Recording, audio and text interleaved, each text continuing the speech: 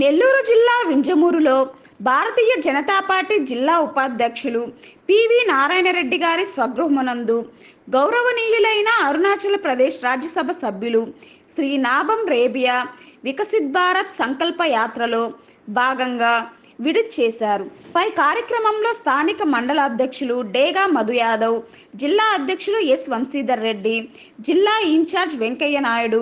మూలి Balakrishna Reddy, Kisan Moksha,